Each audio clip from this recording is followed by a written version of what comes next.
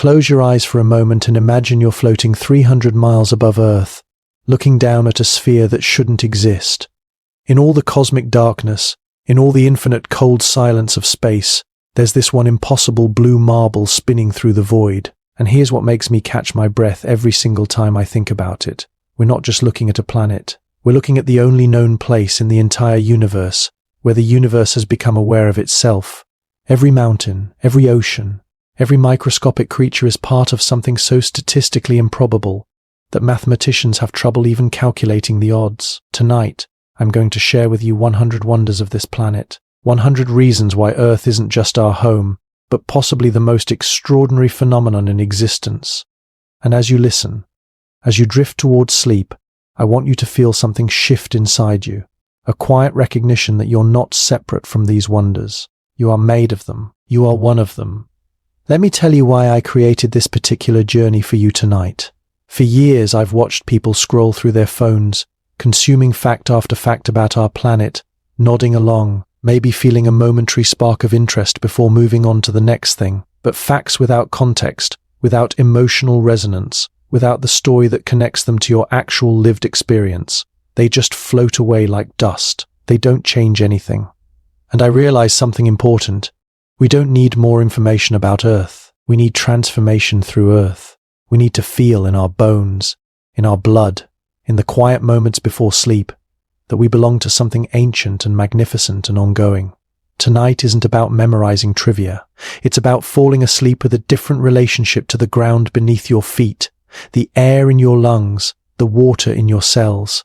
It's about letting these wonders work on you the way poetry works, the way music works, changing something fundamental in how you see yourself and your place in this cosmos. So get comfortable. Let your body sink into wherever you're resting. And let's begin this journey together through 100 wonders that will remind you why being alive, right here, right now on this planet, is the most incredible accident that ever happened. The first wonder I want to share with you is something so familiar you've probably stopped noticing it entirely. Earth's atmosphere. But listen to this. Our atmosphere is 78% nitrogen and 21% oxygen, with trace amounts of other gases making up that final 1%.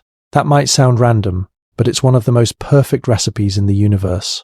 If oxygen levels were just a few percentage points higher, fires would burn so intensely that forests would spontaneously combust. Lightning strikes would trigger infernos that couldn't be stopped. If oxygen were just a few points lower, complex life as we know it couldn't exist at all. We'd never have evolved past simple single-celled organisms. This narrow band, this Goldilocks mixture of gases, took billions of years to develop, and it exists nowhere else we've ever looked. Every breath you take right now is a miracle of chemistry and time. The second wonder is the magnetosphere, Earth's invisible shield. Deep inside our planet's core, liquid iron churns and flows, creating a massive magnetic field that extends thousands of miles into space. You can't see it, you can't feel it, but right now as you lie there listening to my voice, this magnetic cocoon is deflecting deadly solar radiation and cosmic rays that would otherwise strip away our atmosphere and sterilize the surface. Mars used to have a magnetic field, but it died, and with it went most of Mars's atmosphere, blasted away by solar wind.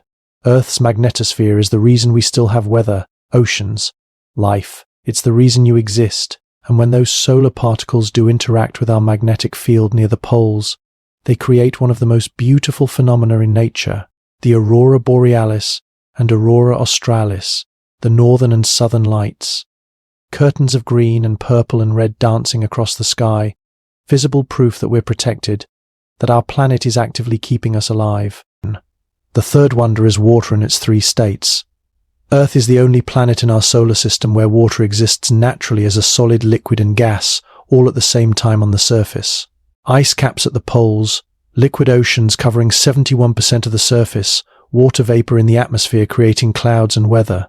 This might seem ordinary until you realize how extraordinary the physics of water actually are. Water expands when it freezes, unlike almost every other substance. If it didn't, if ice sank instead of floated, lakes and oceans would freeze from the bottom up, killing all aquatic life in winter and never fully thawing. The fact that ice floats means life can survive beneath frozen surfaces. The fact that water has such a high heat capacity means oceans regulate Earth's temperature, preventing the wild swings that would make life impossible. Water, This simple molecule of 2 hydrogen atoms and 1 oxygen is so perfectly suited to supporting life that some scientists think life and water might be inseparable concepts. The fourth wonder is plate tectonics. Earth's outer shell is broken into massive plates that float on the semi-molten rock beneath, constantly moving, colliding, sliding past each other at the speed your fingernails grow. This might sound like a recipe for disaster, and sometimes it is. Earthquakes and volcanoes are the price we pay, but plate tectonics is actually essential for life. When plates subduct, when one slides beneath another, they pull carbon dioxide from the atmosphere down into the mantle, preventing runaway greenhouse effects. When plates collide, they create mountains that affect weather patterns and create diverse habitats. When they pull apart, they allow nutrient-rich material to well up from deep inside the planet, feeding ocean ecosystems. Without plate tectonics, Earth would be a dead world with a thick carbon dioxide atmosphere, no continents, no diversity of landscapes, no mechanism for recycling materials. Venus doesn't have plate tectonics, and its surface temperature is hot enough to melt lead. The fifth wonder is the Moon, our companion in space. It's not technically part of Earth, but it might as well be. The Moon was probably formed when a Mars-sized object collided with early Earth, sending debris into orbit that eventually coalesced into the satellite we see every night. And the Moon does so much more than light up our nights. Its gravitational pull creates tides, and those tides created tidal pools where some scientists believe life first made the transition from sea to land. The Moon stabilizes Earth's axial tilt, keeping it steady at about 23.5 degrees. Without that stabilization, Earth would wobble chaotically, creating climate swings so severe that complex life might never have developed. Mars's moons are too small to provide this service, and Mars's axial tilt varies wildly over millions of years, swinging from near zero to over 60 degrees. Earth won a cosmic lottery when it got hit just right, at just the right angle, to create a moon large enough to stabilize us but not so large it tore us apart. The sixth wonder is Earth's position in the solar system, what astronomers call the habitable zone or Goldilocks zone. We orbit the Sun at an average distance of 93 million miles, close enough to stay warm but far enough not to boil. Venus, our closest planetary neighbor, is just 26 million miles closer to the Sun, and its surface temperature averages 860 degrees Fahrenheit. Mars is just 55 million miles farther away, and it's a frozen desert with an average temperature of -80 degrees Fahrenheit. We sit in this narrow band where liquid water can exist, where temperatures allow for the chemistry of life. But here's the really interesting part. As the Sun ages and gradually gets hotter, Earth's habitable zone will move outward, and in about 1 billion years we'll be too close. Our oceans will evaporate, and Earth will become another Venus. We exist in a narrow window of time as well as space. The seventh wonder is the carbon cycle, the endless circulation of carbon atoms through Earth's systems. You breathe out carbon dioxide right now. That carbon might have been in a tree yesterday, in the ocean last month, in a dinosaur 65 million years ago, in the atmosphere when Earth first formed 4.5 billion years ago. Carbon moves from the air into plants through photosynthesis, into animals that eat plants, into the soil when things die and decompose, into rocks through chemical weathering, into the ocean where it's absorbed or becomes part of shells and coral, back into the air through volcanic eruptions or human industry. This cycle regulates Earth's climate over geological timescales. Too much carbon in the atmosphere and the planet warms. Too little and it freezes. Earth has maintained a rough balance for billions of years, cycling carbon through life and rock and air and water, in a dance so complex we're still trying to fully understand it. The eighth wonder is photosynthesis, the process that makes almost all life on Earth possible. Plants, algae, and certain bacteria capture light energy from the sun and use it to convert carbon dioxide and water into glucose and oxygen. Think about that for a moment. Life figured out how to eat sunlight. It took evolution almost 2 billion years to stumble onto this trick, but once it did, everything changed. Before photosynthesis, Earth's atmosphere was mostly carbon dioxide and nitrogen. Photosynthetic organisms pumped out oxygen as a waste product for millions of years, gradually transforming the atmosphere into something that could support organisms like us, that use oxygen to power our cells. Every bit of oxygen you're breathing right now was created by a living thing. You're literally breathing life, and that life is breathing you, taking in the carbon dioxide you exhale. We're in constant exchange with the green world, a partnership so ancient and fundamental we hardly notice it anymore. The ninth wonder is soil, which might seem like just dirt until you look closer. A single teaspoon of healthy soil contains more living organisms than there are people on Earth. Bacteria, fungi, protozoa, nematodes, arthropods, all working together to break down dead material, cycle nutrients, create the foundation for plant growth. Soil isn't just crushed rock, it's a living ecosystem, a community of organisms that took thousands or even millions of years to develop. The topsoil that grows our food, that supports the forests and grasslands, is typically only a few inches to a couple feet deep, and it's being lost to erosion and degradation much faster than it's being created. Ancient civilizations have collapsed when they lost their topsoil. Rome's breadbasket in North Africa is now the Sahara Desert, largely because of soil loss. We literally stand on a thin skin of life that feeds us, and most people never think about it at all. The 10th wonder is the deep ocean, the largest habitat on Earth, and one of the least explored. More than half of Earth's surface is covered by water deeper than 2 miles. At those depths, the pressure is crushing, the cold is intense, and until recently, scientists thought life would be impossible. But when researchers first explored deep ocean vents, cracks in the seafloor where superheated water rich in minerals pours out from beneath the crust, they found thriving ecosystems, giant tube worms, eyeless shrimp, bacteria that get their energy not from sunlight but from the chemicals in the vent fluids. These are ecosystems that don't depend on photosynthesis at all, that run on geothermal energy from Earth's interior. Some scientists now think life might have started at these vents, protected from asteroid impacts and ultraviolet radiation, feeding on the planet's internal heat. And if life started this way on Earth, it could exist on icy moons like Europa or Enceladus, where liquid oceans hide beneath frozen surfaces and hydrothermal vents likely exist. The 11th wonder is the Amazon rainforest, often called the lungs of the planet, though that's not quite accurate. The Amazon produces about 20% of the world's oxygen through photosynthesis, but it also consumes most of that oxygen through respiration and decomposition. The real miracle of the Amazon is its role in the water cycle. Trees pull up water from deep in the soil and release it through their leaves in a process called transpiration. The moisture creates clouds, which create rain, which feeds the trees, which create more clouds. The Amazon generates much of its own rainfall, creating a self-sustaining system that influences weather patterns across South America and beyond. The forest contains about 10% of all species on Earth, millions of kinds of insects, tens of thousands of plant species, thousands of birds and mammals and reptiles and amphibians. It's a library of genetic information that took millions of years to write, and we're burning it for cattle pastures and soy fields, losing species we never even documented, losing potential medicines and insights we'll never recover. The 12th wonder is the Great Barrier Reef, the largest living structure on Earth, visible from space. Stretching over 1,400 miles along Australia's northeast coast, the reef is built by tiny coral polyps, animals no bigger than your pinky nail, secreting calcium carbonate skeletons generation after generation over thousands of years. The reef provides habitat for thousands of species of fish, mollusks, sea turtles, sharks, rays, creating one of the most biodiverse ecosystems on the planet. But coral reefs are exquisitely sensitive to temperature. When water gets too warm, coral expel the symbiotic algae that live inside them, losing their color and their primary food source in a process called bleaching. Without those algae, the coral starve, and if the heat stress continues, they die. The Great Barrier Reef has experienced multiple mass bleaching events in recent years. In 2016 and 2017, back-to-back bleaching killed nearly half of the reef's coral. Scientists who'd spent decades studying the same patches of reef returned to find them unrecognizable, transformed from vibrant underwater gardens into skeletal graveyards.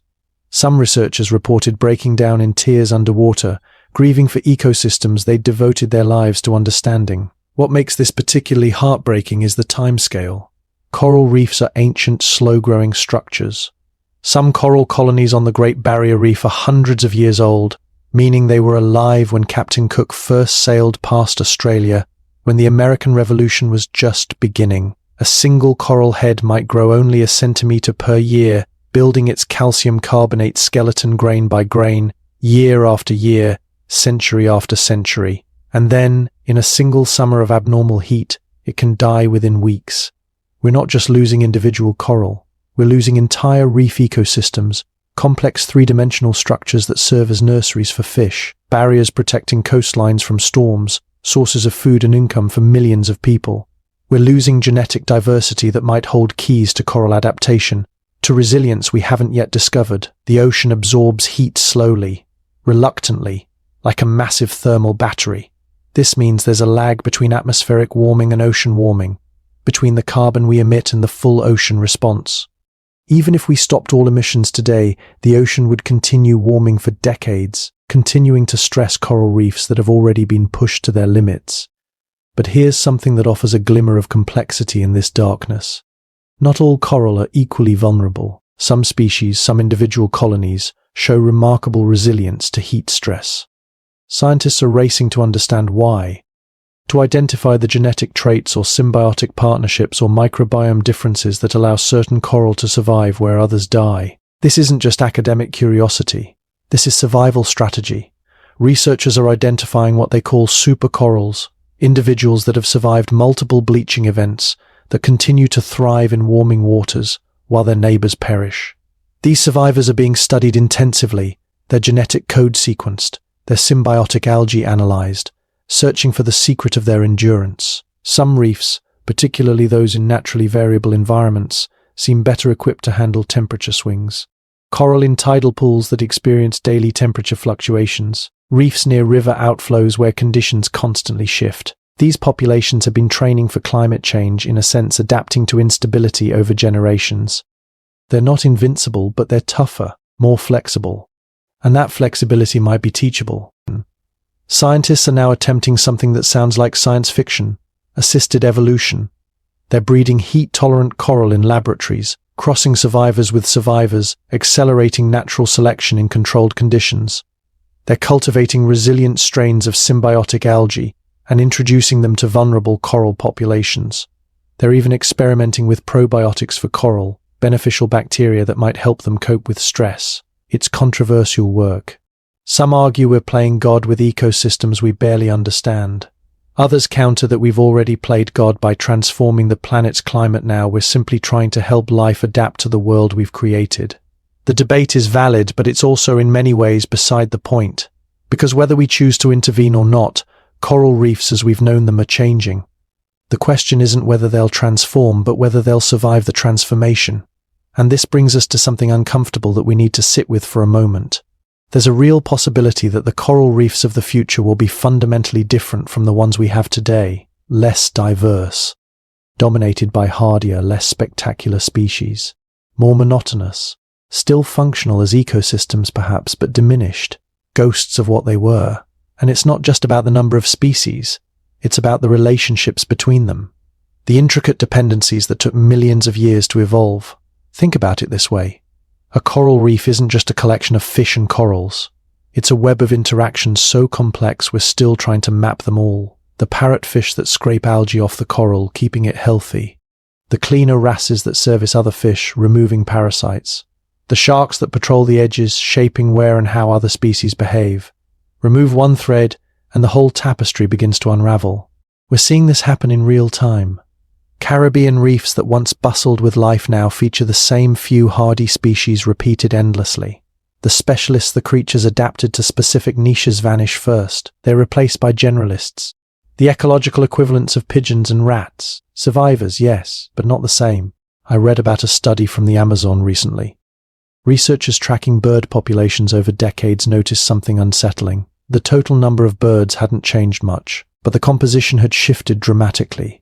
Forest specialist birds that only thrive in undisturbed old growth were disappearing. In their place, edge species. Birds that do fine around human disturbance. The forest looked alive. It sounded alive. But it was fundamentally different, simplified. This is the crisis that doesn't photograph well. You can't capture functional extinction in a single image. A landscape can look green and vibrant while being ecologically gutted. The trees are there, but the relationships that made the forest work are gone. And we're complicit in ways we don't even realize.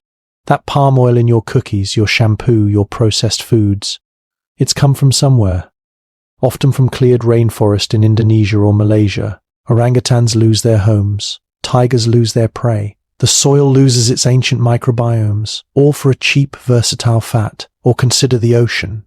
We've removed so many large fish, the tuna, the swordfish, the cod, that we've fundamentally altered marine food webs. We're fishing further down the chain now, smaller fish, invertebrates. The baseline keeps shifting, and each generation accepts a more depleted ocean as normal. Scientists call it shifting baseline syndrome, the idea that each generation defines normal based on what they experienced in their youth, unaware of what was lost before they were born. Your grandparents might remember skies thick with migratory birds. Your parents might remember rivers teeming with fish.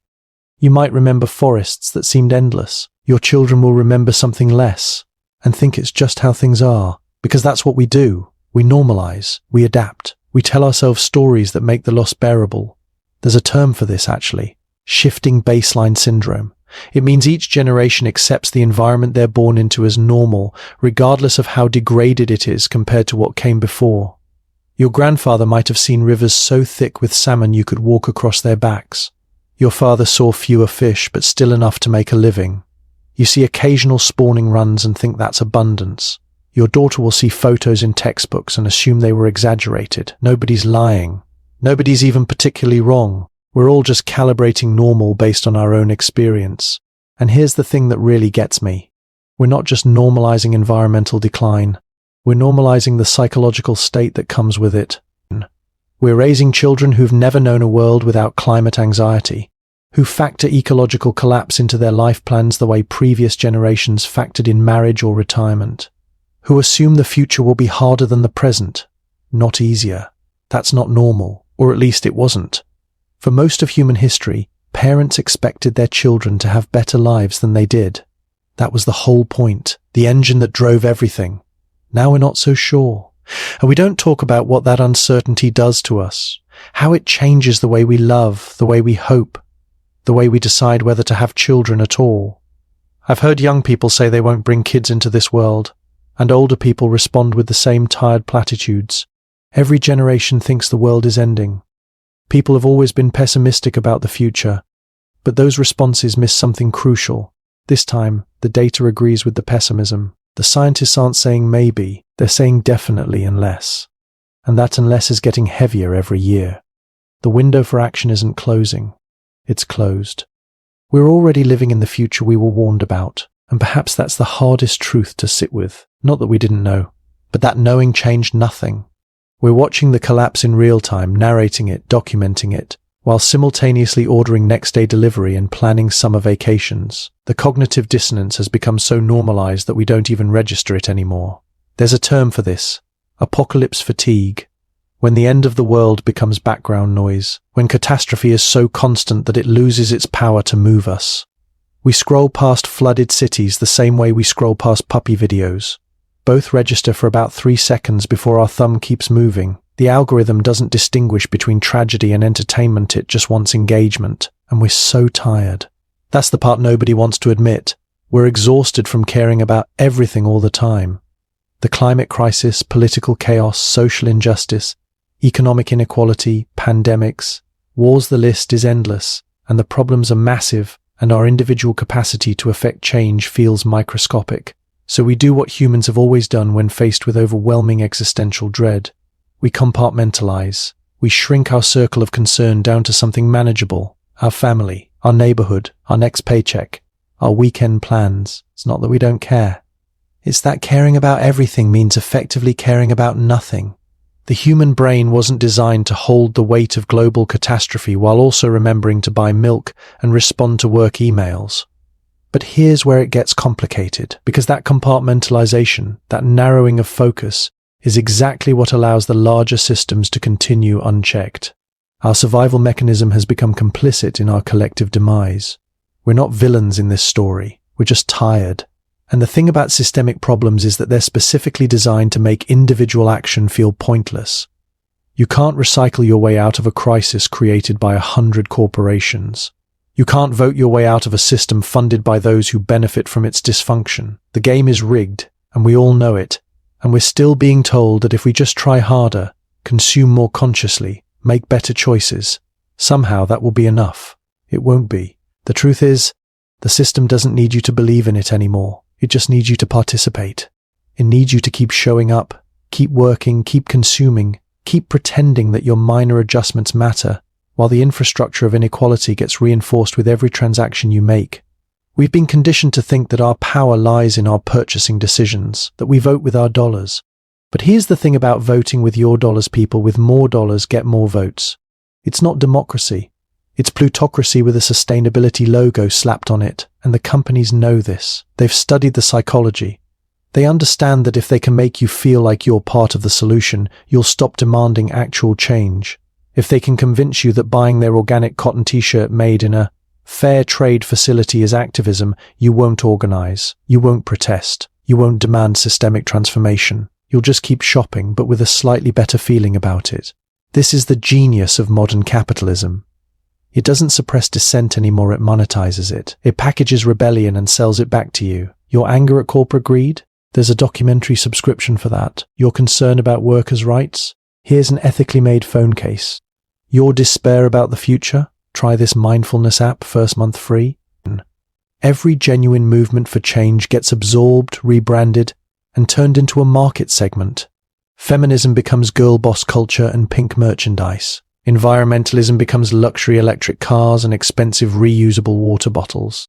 Mental health awareness becomes a billion-dollar wellness industry that treats your anxiety as a personal failing rather than a rational response to living under constant economic precarity. And we participate because what else can we do? We're exhausted. We're working multiple jobs, drowning in debt, watching the cost of everything rise while wages stay stagnant. We don't have the energy to fight the system when we're just trying to survive within it.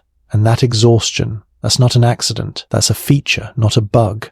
Because tired people don't organize. Overwhelmed people don't protest. When you're working 2 jobs just to keep a roof over your head, you're not showing up to city council meetings. You're not reading policy papers. You're collapsing into bed at night, scrolling through your phone for 20 minutes of numbness before doing it all again tomorrow. The system needs us tired. It needs us distracted. It needs us just comfortable enough that revolution seems more painful than compliance. Give people just enough a streaming service, fast food, a smartphone, and they'll tolerate an incredible amount of injustice. Not because they're stupid or complacent, but because survival takes everything they've got. And here's where it gets even more insidious. We're not just kept busy with work. We're kept busy with the performance of work. Endless emails that could have been a sentence. Meetings that accomplish nothing. Bureaucratic processes that exist only to justify someone else's job. We've created entire industries around looking productive without actually producing anything meaningful. I think about how much human potential is wasted every single day. How many brilliant minds are spent optimizing ad click-through rates instead of solving climate change? How many people who could be creating art or teaching children or researching diseases are instead managing spreadsheets for a corporation that sells overpriced furniture or predatory loans? We've built a civilization that's incredibly efficient at extracting value from human beings and incredibly inefficient at directing that value toward anything that actually matters. We can coordinate millions of people to manufacture and distribute plastic toys that end up in landfills within months. But we can't coordinate to house the homeless or feed the hungry, not because it's harder, but because there's no profit in it. The cruelty is the inefficiency. We have enough resources. We have enough food, enough housing, enough everything for everyone to live with dignity. But the system isn't designed for efficiency or dignity. It's designed for accumulation. And accumulation requires scarcity, real or manufactured, to maintain value. So we throw away food while people starve. We keep houses empty while people sleep on streets. We let medicine rot on shelves while people die from treatable diseases. Not because we have to, but because the system demands it. And perhaps the cruelest irony? The people who've been burned the most by this system are the ones told to fix it themselves. You're struggling with medical debt, rationing insulin, choosing between prescriptions and groceries.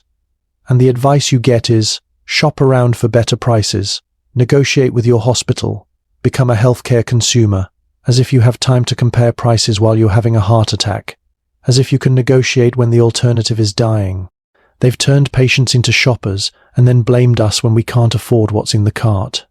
There's a term for this, responsibilization. It's when systems offload their failures onto individuals.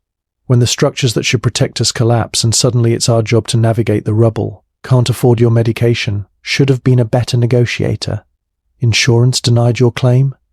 should have read the fine print more carefully, bankrupted by medical bills, should have had a better emergency fund. It's victim blaming dressed up as empowerment, and it's everywhere. The same logic appears in how we talk about climate change. Remember those campaigns telling you to recycle more, use paper straws, calculate your personal carbon footprint. Meanwhile, just 100 companies are responsible for 71% of global emissions. But sure, the problem is that you forgot to bring your reusable bag to the grocery store. This is how systems protect themselves, by making their failures feel like yours, by convincing you that if the world is broken, it's because you didn't try hard enough to fix it. The pharmaceutical industry has mastered this art. They've created a system so labyrinthine, so deliberately complex, that navigating it becomes a full-time job. Prior authorizations, formulary tiers, preferred pharmacies, copay accumulators, step therapy protocols. Each term represents another hoop to jump through, another reason your medication might be delayed, denied, or made unaffordable. And when you can't keep up, when you can't decode the insurance jargon or spend hours on hold with customer service or crowdfund your treatments online, that's on you. The system shrugs and says, "We gave you options, you just didn't use them correctly." And the beautiful irony, the system that blames you for not using its tools is the same system that made those tools deliberately confusing. It's not a conspiracy, it's just incentives. The credit card company doesn't want you to understand how compound interest works. The loan servicer doesn't want you to know about income-driven repayment options. The insurance company doesn't want you to realize that clause on page 47 means they don't have to pay out. They want you just informed enough to sign, but not informed enough to win. So when you fail, they point to the fine print and say, "It was all there. You should have read it." As if reading 80 pages of legal jargon while working 2 jobs and raising kids is a reasonable expectation. As if understanding the difference between APRA and APY is common knowledge. As if you're supposed to become a part-time lawyer just to navigate basic adult life. And here's the kicker: even when you do everything right, the system still finds a way to penalize you. You save up an emergency fund. Great. Now you don't qualify for assistance because you have too many assets. You work overtime to pay off debt faster. Congrats, now you're in a higher tax bracket and you take home less per hour than before. You try to build credit by using a credit card responsibly. Well, if you pay it off *2 fast, it doesn't help your score as much as keeping a balance. The game is rigged so that every move you make has a hidden trap. Every step forward comes with a clause, a condition, a catch. You're not supposed to win. You're supposed to keep playing. And the exhaustion, the sheer mental and emotional exhaustion of constantly trying to outsmart a system designed by people with resources you'll never have, it wears you down. You start to think, maybe I'm just not cut out for this. Maybe I'm the problem. But you're not. The problem is a system that profits from your confusion and calls it your responsibility. And here's what makes it even more insidious. They've convinced you that self-doubt is the same thing as self-awareness. You second-guess yourself constantly. You wonder if you're being too sensitive, too demanding, too much. You tell yourself you need to be more understanding, more flexible, more patient. And sure, those can be virtues. But when you're applying them only to yourself, when you're the one doing all the bending while they stay rigid, it's not virtue anymore. It's self-betrayal. They've taught you to see your needs as negotiable and their comfort as sacred. Your boundaries as suggestions and their preferences as law. Your pain as debatable and their inconvenience as catastrophic. So you shrink, you accommodate. You twist yourself into shapes that hurt because at least then you fit into the space they've made for you. But here's the truth they don't want you to know. People who genuinely care about you don't require you to diminish yourself to make room for them. They don't benefit from your confusion. They don't thrive on your uncertainty. They don't need you small to feel big. Real love, real friendship, real respect, it doesn't ask you to constantly question your reality. It doesn't make you feel like you're losing your mind. It doesn't leave you exhausted from trying to decode mixed messages and figure out what's safe to say. And I know what you might be thinking, but they have their own struggles. They've been through a lot. I should be more understanding. And yes, everyone has struggles. Everyone has trauma. Everyone has reasons for why they are the way they are. But here's the thing. An explanation is not an excuse. A reason is not a justification. Understanding where someone's behavior comes from doesn't mean you have to accept being hurt by it. You can have compassion for their pain without making yourself the collateral damage of their healing process. You can acknowledge their struggles without setting yourself on fire to keep them warm. Because at the end of the day, their trauma might explain their behavior, but it doesn't obligate you to endure it. Your empathy for their past doesn't require you to sacrifice your present. And this is hard to hear, I know, especially if you're someone who prides yourself on being understanding, on giving people chances, on seeing the best in others. But understanding doesn't mean accepting. Compassion doesn't mean compliance. You can acknowledge that someone is wounded while also acknowledging that their wound is now wounding you. And choosing to step back from that isn't cruelty, it's clarity. There's this pervasive myth in our culture that the highest form of love is unconditional tolerance. That if you really care about someone, you'll weather any storm, endure any abuse, forgive any transgression. We've romanticized suffering for people who refuse to get better. We've turned self-sacrifice into a virtue and boundaries into betrayal. But here's what that myth ignores. You cannot love someone into healing. You cannot care someone into change. And you certainly cannot set yourself on fire to keep someone else warm, especially when they're the one who handed you the matches and told you it was your job. Real love, mature love, includes accountability. It includes the understanding that we're all responsible for our own healing, our own growth, our own behavior. Yes, the world may have broken you. Yes, your past may have been unbearable, but it's still your responsibility to not break others in turn. It's still your job to do the work, to seek the help, to make the effort to become someone who doesn't recreate the pain that was done to you. And when someone refuses to do that work, when they wear their trauma like armor and wield it like a weapon, when every conversation ends with you apologizing for their reactions, when every boundary you set is met with accusations of abandonment, you have to ask yourself a crucial question. Am I helping this person or am I enabling them? Am I supporting their healing or am I participating in their avoidance of it? Because there's a difference between standing by someone through their recovery and becoming a human shield for their refusal to recover. There's a difference between being patient with someone's process and being a prisoner to their patterns. And here's what makes this so complicated. Sometimes the person we're supporting doesn't even realize they're stuck. They think they're trying. They think they're doing the work. And maybe they are, but maybe the work they're doing is just elaborate maintenance of the same fundamental patterns. They're rearranging furniture in a burning house and calling it renovation. I've watched people spend years in therapy talking about their problems without ever actually changing them. I've seen people read every self-help book, listen to every podcast, journal religiously, meditate daily and still treat the people around them the exact same way they always have. Because all that inner work, as valuable as it is, can become another form of avoidance if it never translates into different behavior, different choices, different actions in the real world. And when you're the person standing beside them, you can get caught in this loop too. You start measuring progress by their intentions instead of their impact, by how much they're trying instead of what's actually changing. You tell yourself, at least they're aware of it now, at least they're working on it. And sure, awareness is the first step, but it's not the destination. It's not where you're supposed to live permanently. There's this concept in psychology called insight without change. It's when someone has perfect clarity about their patterns, can articulate exactly what they're doing wrong and why, but continues doing it anyway. They've mastered the language of healing without actually healing. They can name their trauma, identify their triggers, explain their attachment style, and then turn around and recreate the exact same dynamics they just analyzed so beautifully. And if you're the person loving them through this, it can feel like being gaslit by good intentions, because they sound so self-aware. They seem so committed to growth. How can you be frustrated with someone who's clearly trying so hard? How can you set boundaries with someone who just needs a little more time, a little more patience, a little more understanding? But here's the truth that nobody wants to say out loud. Understanding yourself and changing yourself are two completely different things. Understanding is passive, change is active. And somewhere between those two things lies a choice that not everyone is willing to make.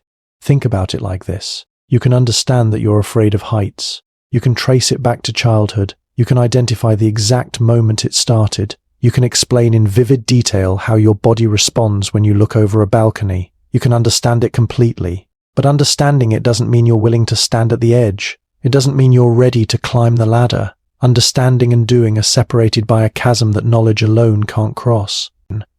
The self-aware person understands their patterns. They can tell you exactly why they push people away. They know they do it when they start to feel vulnerable, when someone gets too close, when the relationship starts to matter too much. They can trace it back to their parents' divorce, or that first heartbreak, or the friend who betrayed them. They have the whole psychological genealogy mapped out. But when the moment comes, when they feel that familiar tightness in their chest, when intimacy starts to feel like exposure, they still reach for the door. They still craft the exit. They still burn the bridge. And then they'll tell you why they did it with the kind of clarity that sounds like growth. But it's not growth. It's narration. Growth would be staying. Growth would be sitting with that discomfort instead of explaining it away. Growth would be choosing differently, even when every cell in your body is screaming to run. And that's the hardest part, isn't it? Because no one sees that internal battle. No one gives you credit for the urge you resisted, the text you didn't send, the argument you chose not to start. Your friends don't throw you a party because you stayed home and sat with your anxiety instead of going out and numbing it. Your family doesn't applaud because you set a boundary instead of people-pleasing your way through another holiday. The world rewards action. It celebrates the grand gesture, the dramatic transformation, the before and after photo. But healing? Real healing happens in the invisible moments. In the pause before you react. In the breath you take when you want to snap back. In the gentle redirect of your thoughts when they start spiraling into familiar patterns of self-criticism. I think that's why so many of us give up. Because we're doing the work, we're showing up differently, we're making different choices, and nothing seems to change. We still feel anxious. We still get triggered. We still fall back into old patterns when we're stressed or tired or overwhelmed, and we think, what's the point? I'm trying so hard and I'm still broken. But here's what we miss. The point isn't to stop feeling. The point isn't to become some enlightened version of yourself who never gets triggered, never feels anxious, never falls back into old patterns. The point is to catch yourself faster, to recognize the pattern while you're in it instead of hours or days later, to choose differently even just once, even just for a moment, because that one moment, that's everything. That's the crack in the foundation of your old story. That's the first time you prove to yourself that you're not bound by your past, that you're not destined to repeat the same cycles forever. Think about it like this. You've been walking the same path through the woods for years. You know every turn, every tree, every stone. It's dark, it's familiar, and yes, it leads nowhere good, but at least you know where you are. Now someone tells you there's another path, a better one, but to take it, you have to step off the trail you know, into the unknown, into the uncertainty, and that's where most people turn back, not because they can't handle the work, not because they lack the talent or the intelligence or the drive. They turn back because uncertainty feels like failure before it's even begun.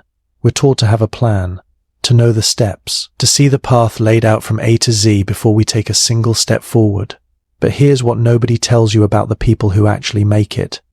They didn't have the whole map either. Steve Jobs didn't know that calligraphy class would lead to beautiful typography on the first Macintosh. He just thought the letter forms were beautiful. J.K. Rowling didn't have a publishing deal when she started writing Harry Potter in that cafe.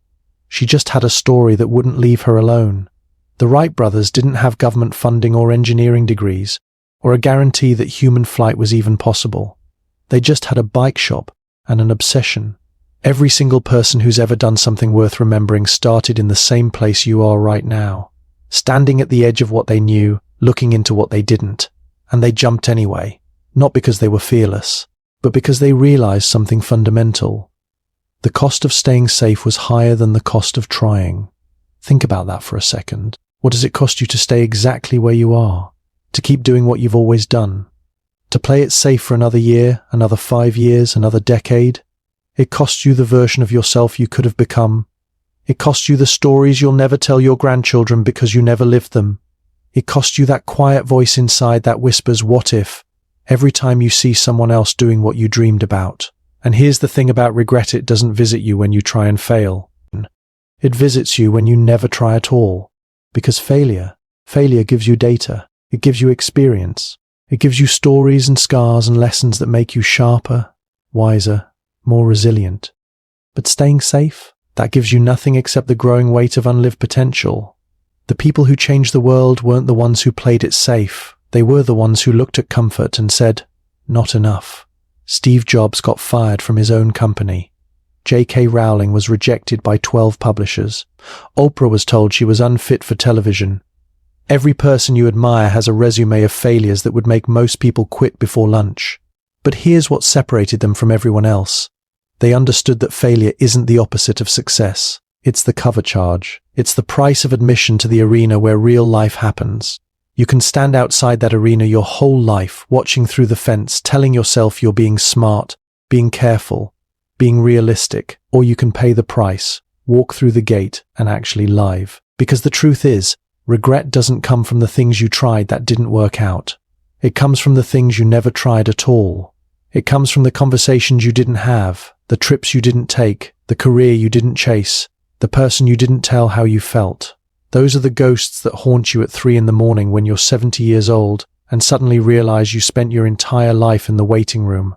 Safety is a currency you can't spend in the afterlife. When you're on your deathbed, you won't think about the risks you didn't take. You'll think about the ones you did. You'll think about that summer you spent in a foreign country where you didn't speak the language. You'll think about the business you started in your garage. You'll think about the moment you told someone you loved them, even though your voice shook. You'll think about how much of your life you spent trying to predict outcomes, as if knowing the future would somehow make the present less frightening. But standing there at the end, you'll realize that the unpredictability was the whole point. The not knowing was what made everything matter. Because here's what nobody tells you when you're young and planning your entire life on a spreadsheet. The spreadsheet doesn't account for magic. It doesn't account for the person you'll meet on a delayed flight who changes your entire perspective.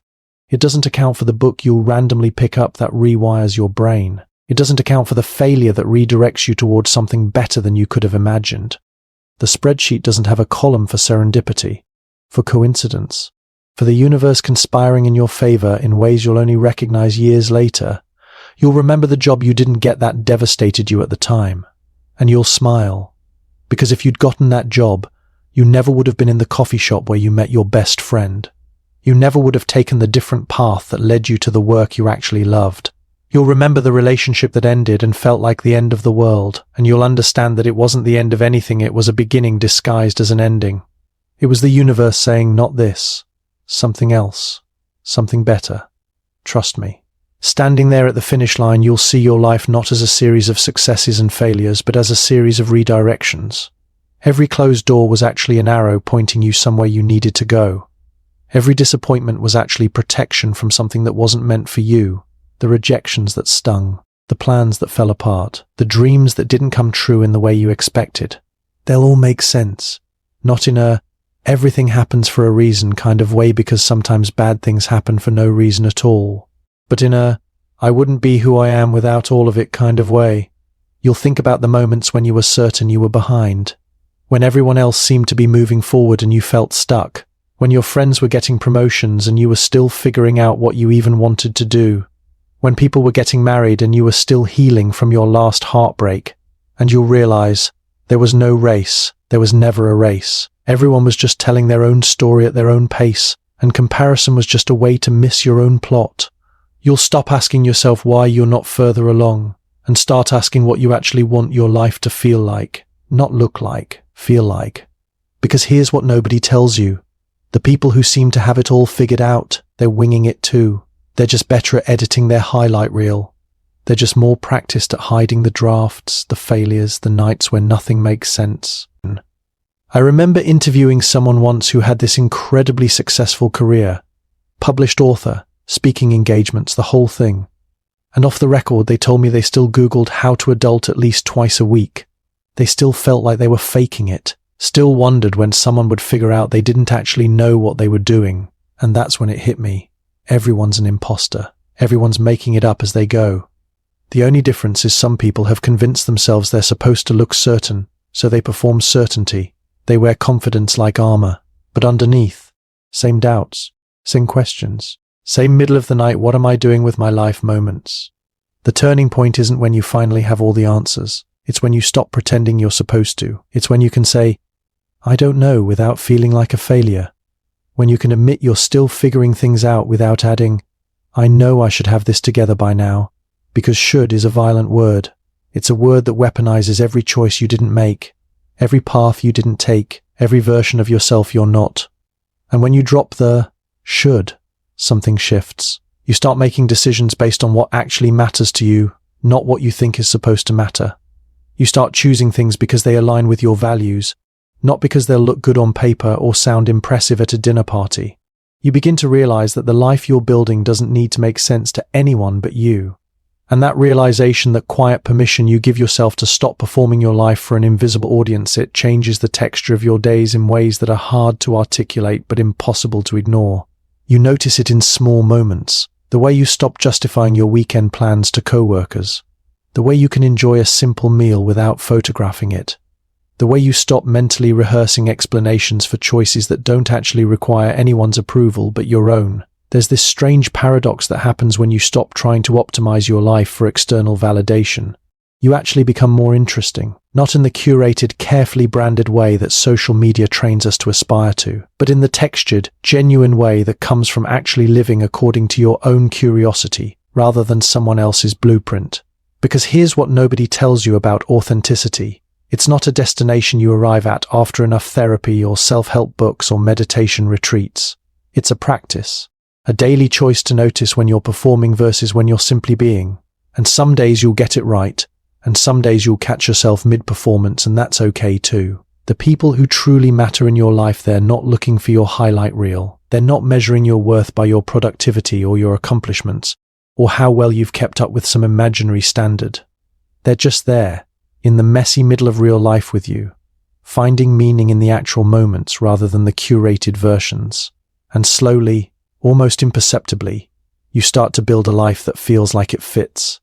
Not perfectly, nothing ever fits perfectly, but it fits in the way a well-worn jacket fits, comfortable, familiar, unmistakably yours. You stop waiting for permission to enjoy things. You stop apologizing for your preferences.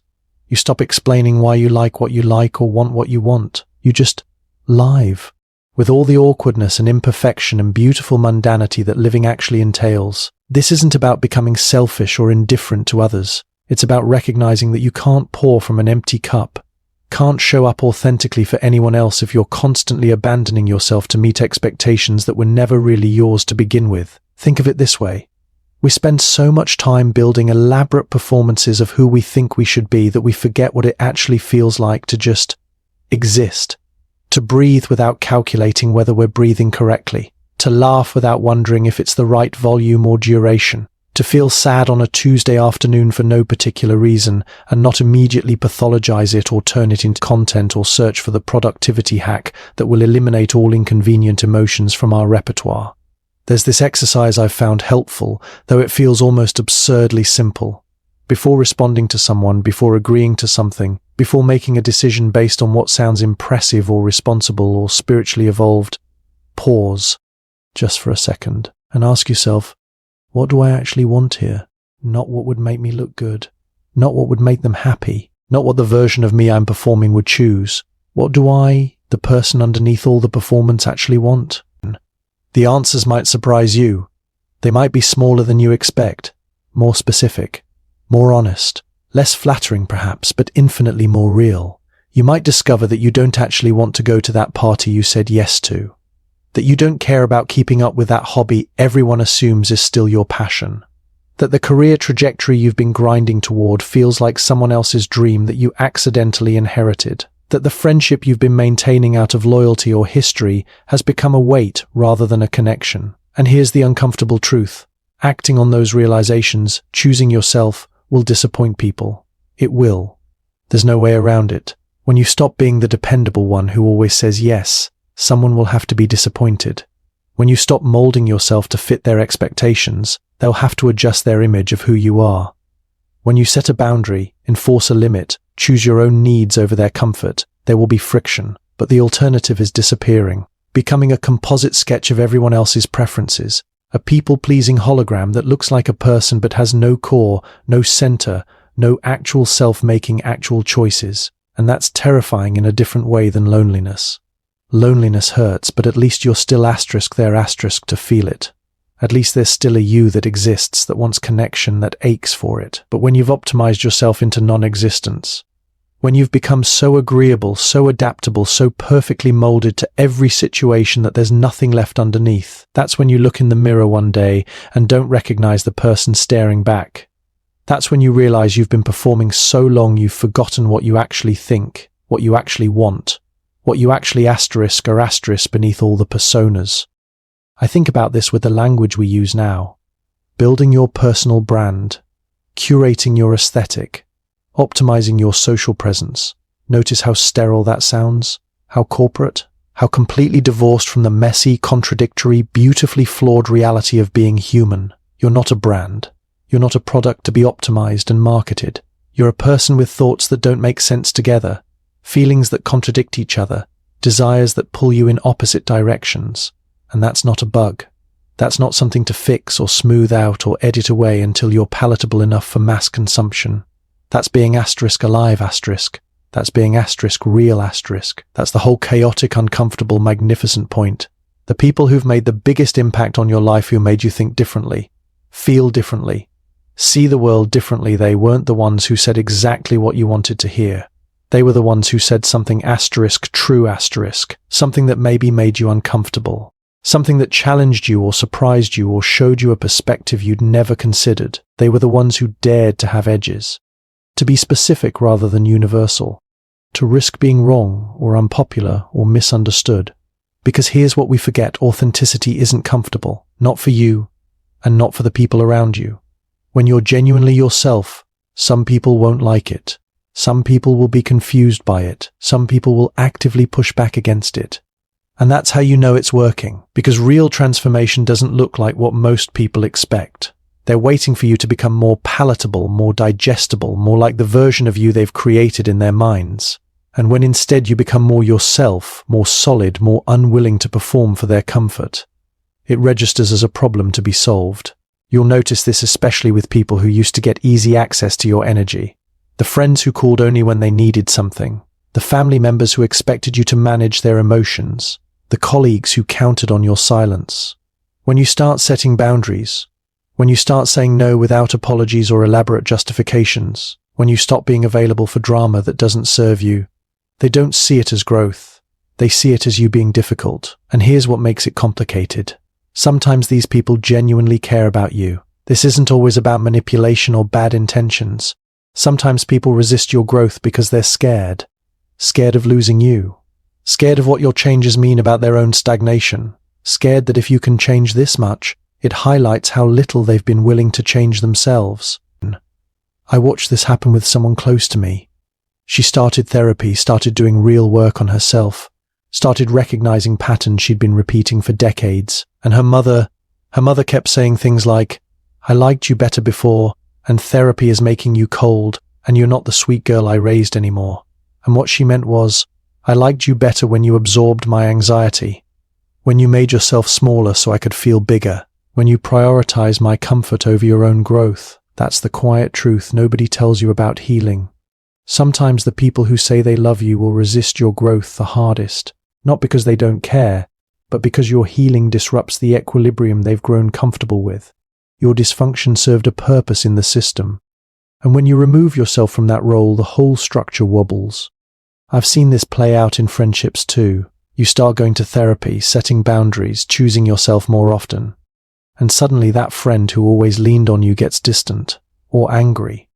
They say things like, "You've changed," with this accusatory tone, as if change itself is a betrayal, as if you were supposed to stay the same forever, perpetually available, endlessly accommodating. But here's what they're really saying. "I miss having access to you in the way I used to. I miss being able to call at midnight and unload without asking if you have the capacity. I miss you saying yes when you meant no. I miss the version of you that existed for my convenience." And you know what? That's their work to do, not yours. You don't owe anyone your smallness. You don't owe anyone your dysfunction. You don't owe anyone a lifetime subscription to patterns you've outgrown. This is where people get stuck. They start healing, they start growing, and then the pushback comes. And instead of recognizing it for what it is, other people's discomfort with change, they internalize it. They think, maybe I am being too much. Maybe I am being selfish. Maybe I should tone it down. And just like that, the old patterns start creeping back in. The people-pleasing, the over-explaining, the apologizing for taking up space. But here's the thing you need to understand. Growth always creates distance. Not because you're abandoning anyone, but because you're moving at a different pace now. You're operating from a different value system. You're prioritizing things that maybe you never prioritized before, like your own peace, your own boundaries, your own nervous system. And some people won't be able to come with you. Some people will choose to stay exactly where they are, and that's okay. That's their choice. But it can't be your responsibility. Because the truth is, you can't force someone to see their worth. You can't argue someone into self-love. You can't logic someone out of the dark place they've been building in their mind for years, maybe decades. I learned this the hard way with a friend I'll call Marcus. Marcus was brilliant, genuinely one of the smartest people I've ever met. But he was also convinced he was worthless, and I mean convinced. It wasn't just low self-esteem. It was like a fundamental belief system he'd constructed, brick by brick, over the course of his entire life. I tried everything. I pointed out his accomplishments. I reminded him of the people who cared about him. I sent him articles about cognitive distortions and growth mindsets. I stayed up late listening to him spiral, trying to offer perspective, trying to be the voice of reason against the voice in his head that told him he didn't matter. And you know what happened? Nothing, or worse than nothing, because every time I tried to convince him he was wrong about himself, it was like I was speaking a foreign language. The words just bounced off. And sometimes I think my efforts actually reinforced his beliefs, because if he couldn't feel what I was saying, if he couldn't see himself the way I saw him, then that just became more evidence that something was fundamentally broken in him. The truth is, Marcus didn't need me to convince him he was worthy. He needed to decide that for himself. And until he was ready to do that work, nothing I said was going to change anything. That's the hardest part about loving someone who's struggling. Realizing that your love, your support, your encouragement, your late-night conversations, your belief in them, none of it can substitute for their own willingness to fight for themselves. And when you finally understand that, when it really sinks in, it feels like failure. It feels like you didn't do enough. It feels like if you just found the right words, the perfect approach, the magic combination that would unlock their potential, everything would be different. But that's not how it works. That's never been how it works. You cannot want something for someone more than they want it for themselves. You cannot care about their future more than they care about it. You cannot inject motivation into another person like it's medicine. And the exhausting part, the part that keeps you up at night questioning everything, is that you can see so clearly what they can't see or won't see. You can see the path forward. You can see how much potential they're wasting. You can see the consequences building like storm clouds on the horizon. But they don't see it. Or they see it, and they've made peace with it in a way you can't understand. They've done the math in their head and decided that the effort isn't worth the outcome, that the discomfort of change is worse than the discomfort of staying the same. And that calculation, as foreign as it might be to you, as frustrating as it is to witness, is theirs to make. The thing about other people's potential is that it only exists in the abstract until they decide to do something with it. Until that moment, it's just a concept, a theoretical possibility that lives in your imagination more than in reality. You're not actually seeing their potential. You're seeing your projection of what you think they could be if they made the choices you would make, if they valued what you value, if they approached life the way you approach it. And maybe you're right. Maybe they could be extraordinary if they just applied themselves. Maybe they could turn everything around with 6 months of focused effort. Maybe they're one decision away from a completely different trajectory. But being right about someone's potential doesn't obligate them to pursue it. It doesn't mean they owe it to you, or to themselves, or to the universe to become the person you can see them becoming. There's a particular kind of grief in watching someone choose a smaller life than the one you imagine for them. It feels like watching someone walk past a door they don't even know is there. A door that could lead to everything they say they want. You want to grab them by the shoulders and turn them around and say, "Look, it's right there. Just try the handle. Just see what's on the other side." But you can't, because this isn't about the door. It's about them being ready to believe they deserve what's behind it. I've watched this play out so many times now that I can almost predict the stages. First, there's the initial spark, the moment when someone gets excited about a possibility. They talk about it constantly. Their eyes light up. They make plans. They research. They tell everyone they know. And you think, yes, this is it. This is when things change. Then comes the cooling period. The initial excitement starts to fade, replaced by what they call being realistic. They start to list all the reasons it might not work. They start to hedge their bets. They stop talking about it as much. And when you ask how it's going, they give you a kind of sheepish smile and say they're still thinking about it or waiting for the right time. What they're really doing is talking themselves out of it. They're building a case against themselves, collecting evidence that they're not ready, not qualified, not special enough to deserve what they want. And the thing is, they're very good at this. They're meticulous. They find reasons you'd never even think of. They construct elaborate justifications for staying exactly where they are. And here's what breaks my heart about it.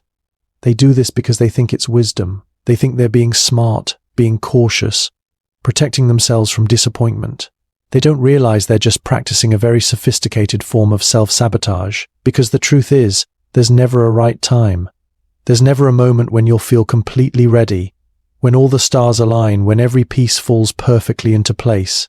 Waiting for that moment is just another way of saying no without having to admit that's what you're doing.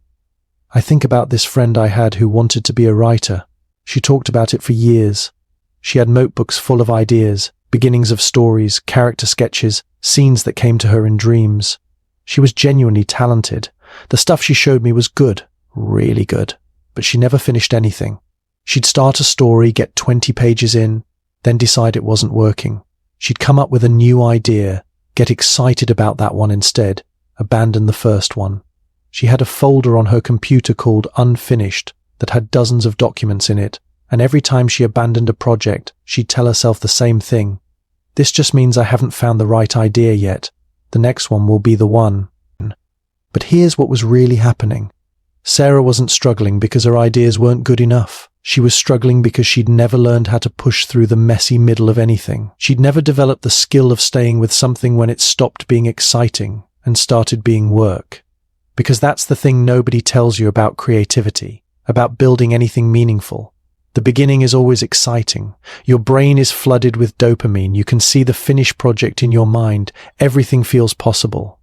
But then you hit the middle section where you're deep enough in that you can't see the beginning anymore, but not far enough along to see the end. That's where the real work happens. That's where discipline matters more than inspiration. Sarah had trained herself to only do things that felt exciting in the moment. And the moment something stopped feeling exciting, she interpreted that as a sign that it wasn't meant to be. She thought she was being authentic, following her creative intuition. What she was actually doing was running away from discomfort. Here's the hardest truth about motivation. It's not supposed to be there all the time. It's not a personality trait. It's a fleeting emotional state that comes and goes like weather. Waiting to feel motivated before you take action is like waiting to feel rich before you start saving money. You've got the relationship backwards. The people Sarah admired, the ones who'd actually finished their novels and built their businesses and learned new languages, they weren't more motivated than her. They'd just accepted that motivation was unreliable and built systems that didn't depend on it. They showed up even on days when they didn't feel like it, especially on days when they didn't feel like it, because they understood that action creates motivation more often than motivation creates action. But Sarah was waiting. Still waiting for the right moment, the right feeling, the right alignment of circumstances. And here's what waiting cost her. While she waited for fear to subside, someone else launched the imperfect version. While she waited for certainty, someone else learned from failure. While she waited for confidence, someone else built confidence through action. By the time Sarah felt ready, if she ever did, the opportunity had evolved. The market had shifted, the moment had passed, because time doesn't care about your comfort zone. The world doesn't pause while you prepare.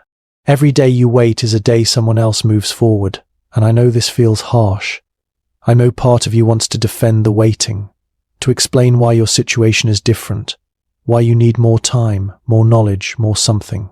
But let me tell you what waiting really is. Waiting isn't patience. Patience is active, it's doing the work and trusting the process. Waiting is passive. It's hoping circumstances will change so you don't have to. Waiting isn't being strategic. Strategy involves calculated action and adjustment. Waiting is hoping that one day you'll magically feel brave enough to start. Waiting isn't protecting yourself from failure. It's guaranteeing a different kind of failure, the failure of never knowing what you could have become. The hardest truth about success is this: it doesn't reward the most talented, the most intelligent, or the most deserving. It rewards the most consistent. It rewards those who show up imperfectly over those who wait for perfection. Think about it. The successful people you admire, they weren't ready when they started. They stumbled through their first attempts. They produced work that made them cringe later. They made decisions with incomplete information, but they started anyway, and with each imperfect action they learned something waiting never could have taught them. They discovered that their fears were usually exaggerated. They found that failure wasn't fatal. They realized that momentum builds not from giant leaps, but from small, consistent steps in the right direction. Sarah never learned this. She's still waiting, still collecting information, still preparing for a journey she'll never take. But you have a choice to make. Right now. Not tomorrow, not when you feel ready, not when circumstances align. Right now. Because here's what happens when you wait. You give your mind time to construct elaborate justifications for inaction. You allow fear to build fortresses around possibility. You let the gap between who you are and who you could be widen until it feels insurmountable. I've watched this pattern destroy more dreams than failure ever has. People who wait for confidence discover that confidence doesn't arrive as a visitor, it's built through action. People who wait for the perfect moment learn too late that perfection is just fear wearing a respectable mask. Think about the last time you did something immediately without overthinking. Maybe you sent that text, made that call, signed up for that thing before you could talk yourself out of it. Remember how that felt? That surge of aliveness, that sudden expansion of what seemed possible? That feeling isn't reserved for special occasions. It's available right now in whatever small action you've been postponing. The truth is, your brain will always find reasons to delay. It's designed to. Keeping you in familiar territory, even uncomfortable familiar territory, is its primary directive. It doesn't distinguish between the danger of a predator and the discomfort of vulnerability. To your ancient wiring, they're both threats to be avoided. But you're not governed by ancient wiring alone. You have the capacity to observe your fear, acknowledge it, and act anyway. Not because you've conquered the fear, but because you've recognized it for what it is, a signal, not a commander. I think about the word decide. It comes from the Latin decidia, which means to cut off. When you truly decide something, you're cutting off other possibilities. You're choosing one path, which means releasing others. This is why decision feels uncomfortable. You're not just choosing what to do, you're choosing what not to do. You're accepting that saying yes to this means saying no to that. Most people try to avoid this discomfort by keeping their options open, by not fully committing, by maintaining elaborate escape routes. They think this flexibility is wisdom. It's not. It's a prison disguised as freedom. Real freedom comes from commitment, from choosing something fully, burning the boats, eliminating the constant low-grade anxiety of keeping everything provisional. You know what needs to be done. Not perfectly, not completely, but you know the next right action. The conversation that needs to happen, the application that needs to be submitted, the apology that needs to be offered, the boundary that needs to be set. The thing is, clarity doesn't always bring relief. Sometimes it brings discomfort. Because once you see what needs to be done, you can no longer pretend you don't know. You can no longer hide behind confusion or uncertainty. You have to act, or consciously choose not to. And that choice, that conscious decision, is where your power lives. There's a quote I think about often. I'm not sure where it's from originally, but it goes something like this. The cave you fear to enter holds the treasure you seek. The difficult conversation holds the connection you crave. The scary decision holds the freedom you want. The uncomfortable truth holds the peace you're looking for. We spend so much energy trying to avoid the cave. We circle around it. We tell ourselves we're not ready yet. We convince ourselves there might be another way, an easier path, a shortcut that doesn't require us to face what we're afraid of. But here's what I've learned. There is no shortcut. The only way out is through. And the longer you wait outside that cave, the bigger it becomes in your mind, the more monstrous, the more impossible.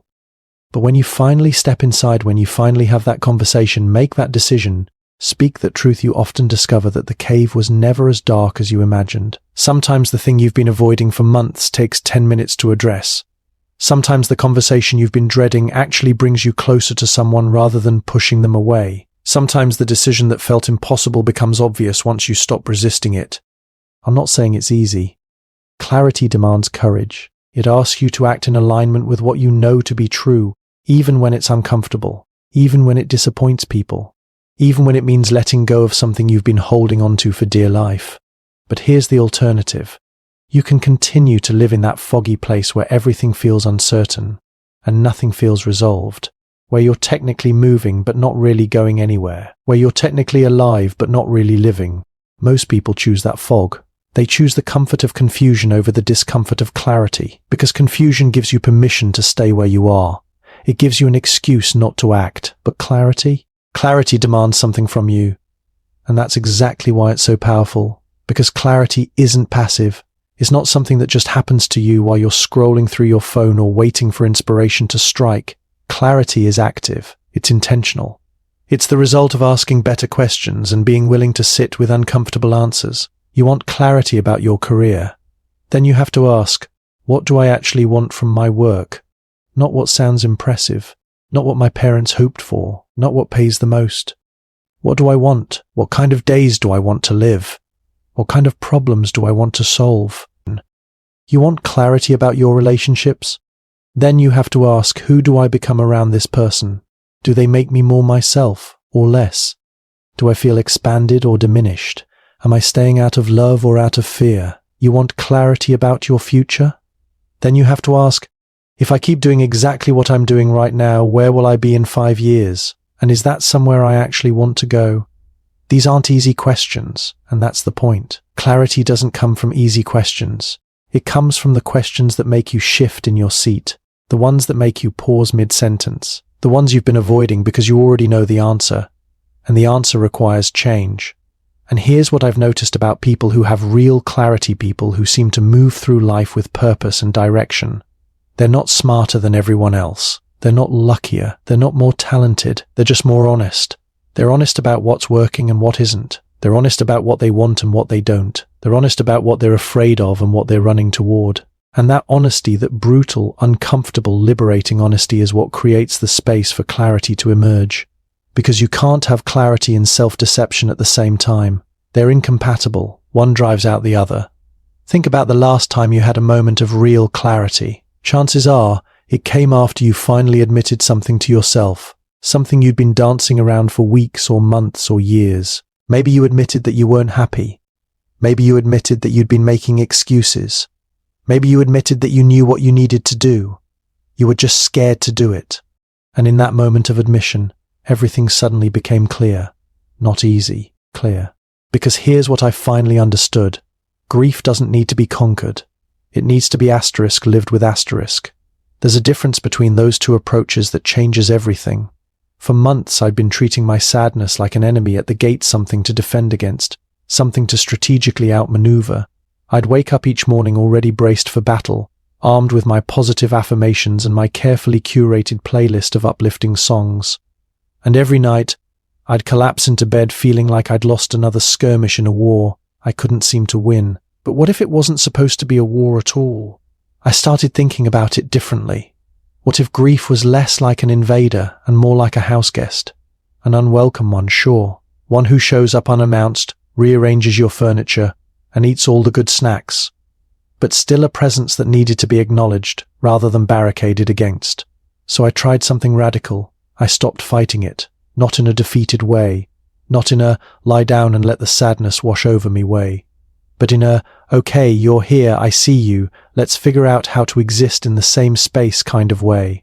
When the waves of sadness came, and they still came, I stopped trying to immediately distract myself. I'd sit with it for a moment, feel where it lived in my body, notice that it settled in my chest like a heavy stone, or that it made my shoulders tight, or that it created this hollow ache right below my ribs. And a strange thing happened. When I stopped running from it, it stopped chasing me quite so relentlessly. The feelings didn't disappear, but they changed shape. They became less like tsunamis and more like tides, predictable in their unpredictability, rising and falling according to rhythms I was slowly learning to recognize. I noticed that Sunday evenings were particularly hard, that the smell of coffee in the morning sometimes triggered a cascade of memories I wasn't prepared for, that certain songs needed to be skipped, at least for now, because some wounds were still too fresh. But I also noticed that Tuesday afternoons were often okay, that the sound of rain could be comforting instead of melancholic, that there were moments, brief but real, when I could think about the person I'd lost and smile instead of cry. These weren't victories, they weren't healing, they were just observations, data points. And I started collecting them the way you might collect stones on a beach, not because you're building something, but because your hands need something to do. I noticed that talking to strangers was easier than talking to friends. That listening to music without lyrics gave my brain something to focus on without triggering memories. That driving at night, when the roads were empty and the world felt temporarily simplified, gave me a sense of control I couldn't find anywhere else. I'm not saying these things made me happy. They didn't, but they made the hours passable. They turned the unbearable into the merely difficult. And when you're in that space, that's actually a meaningful distinction. What surprised me most was discovering that distraction wasn't the enemy I'd thought it was. For months, I'd resisted anything that pulled my attention away from my grief, believing that to look away even for a moment would somehow diminish what I'd lost, would dishonor it. But I began to understand that attention is finite.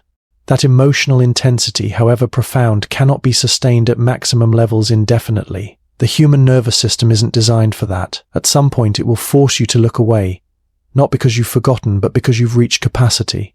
And those moments of looking away, getting absorbed in a task, laughing at something unexpected, losing yourself in a podcast or a book, they aren't betrayals. They're releases, brief respites that allow you to return to your grief with slightly more capacity to hold it. I learned to stop judging these moments, to stop feeling guilty when I realized an hour had passed and I hadn't been actively grieving, because grief doesn't need your constant attention to remain real. It's not a fire you have to tend every moment or it will go out. It's more like gravity, always present, always exerting its pull whether you're thinking about it or not. The question isn't whether your grief is real. The question is whether you're allowed to live alongside it. And you are. You're allowed to laugh at something genuinely funny on a day when you also cried in the shower. You're allowed to feel excited about a new opportunity even though part of you still aches for what you lost. You're allowed to have moments where the weight lifts, where breathing comes easier, where life feels manageable again. These moments don't erase the hard ones. They coexist. Think of it like weather. You can have a beautiful sunny morning and a thunderstorm by afternoon. Both are real. Both happened.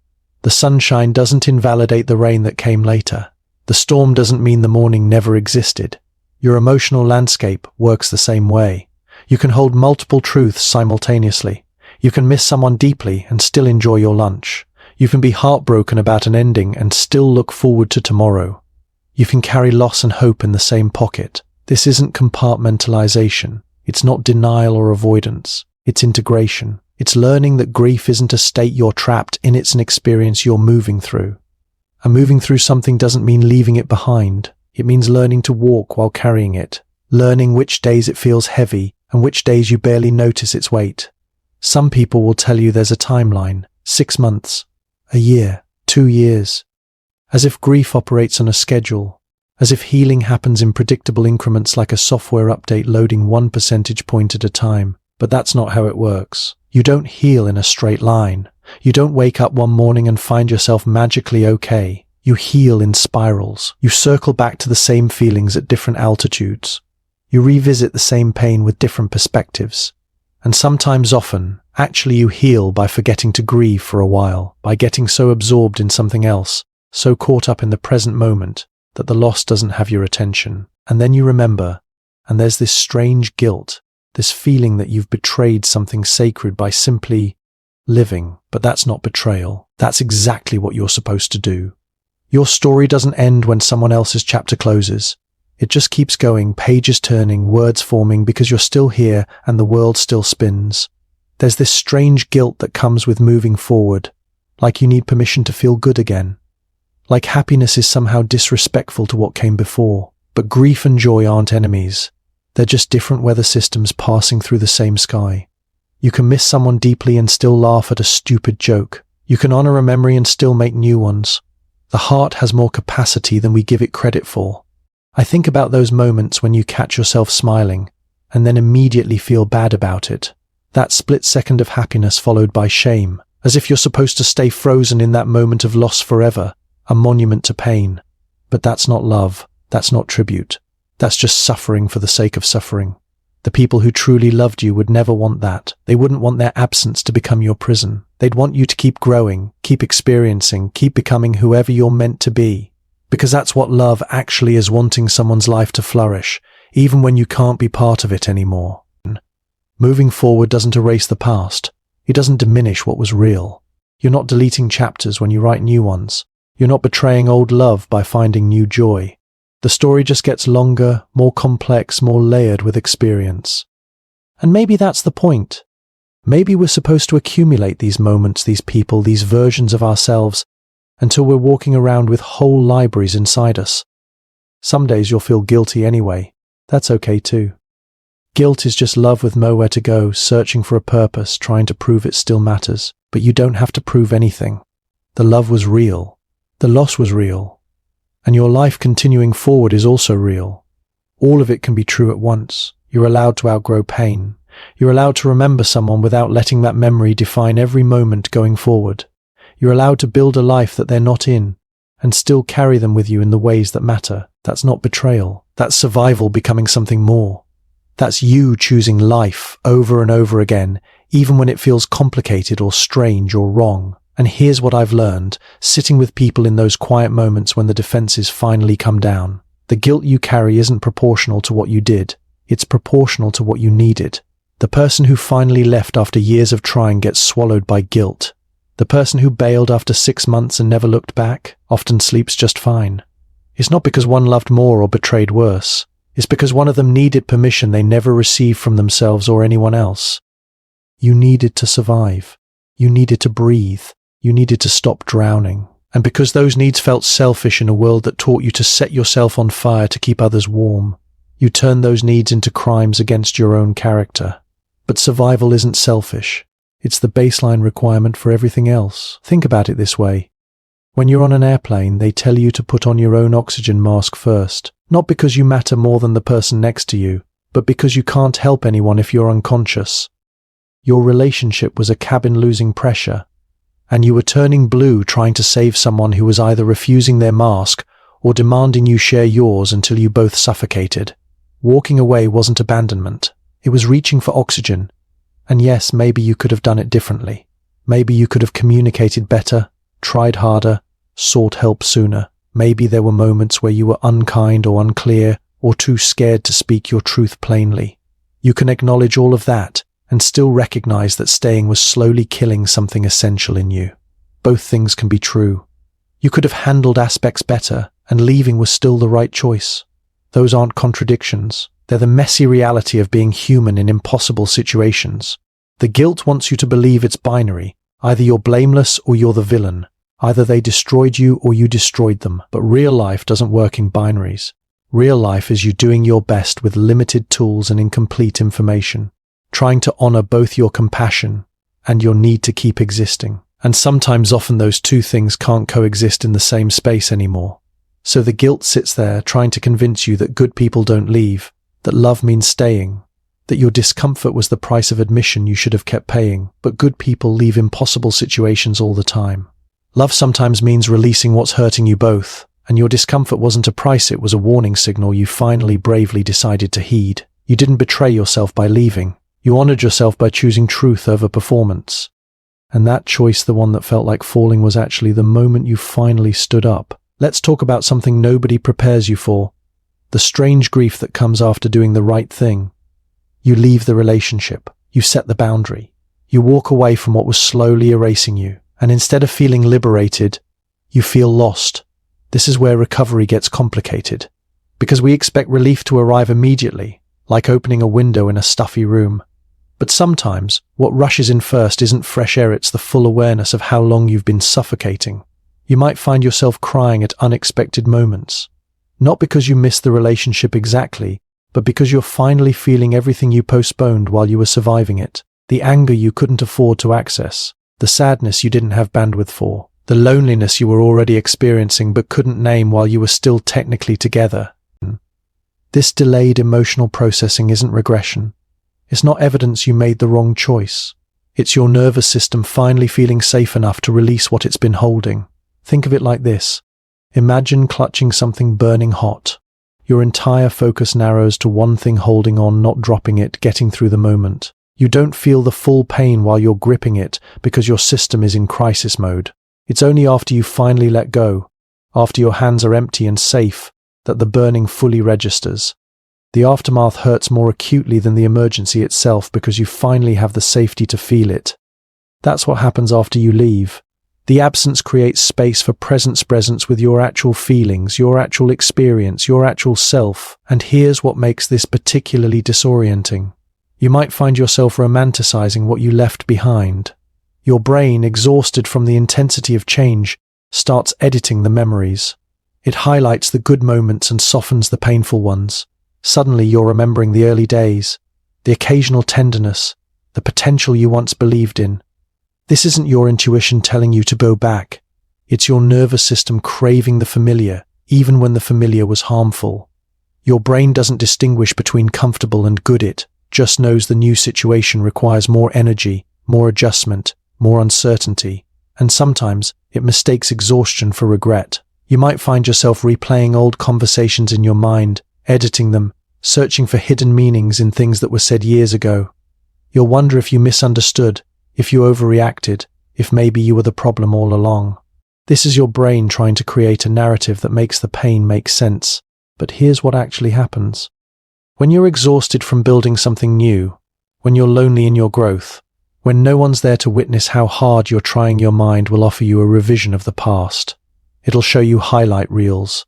It'll conveniently forget the reasons you left. It'll airbrush out the toxicity and zoom in on the few good moments, making them seem like they were the whole story.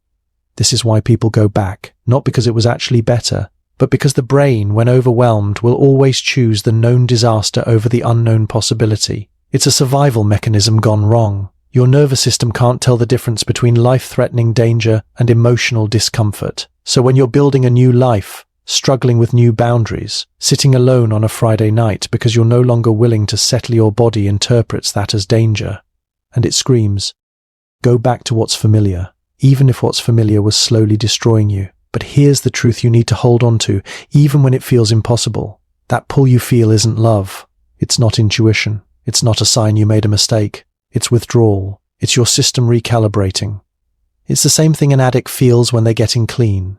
The craving doesn't mean the substance was good for you. It means your body got used to it, and now you're teaching yourself a new baseline. You're showing your nervous system that peace doesn't have to feel boring, that stability isn't the same as stagnation, that you can be alone without being lonely, that you can start over without erasing who you are.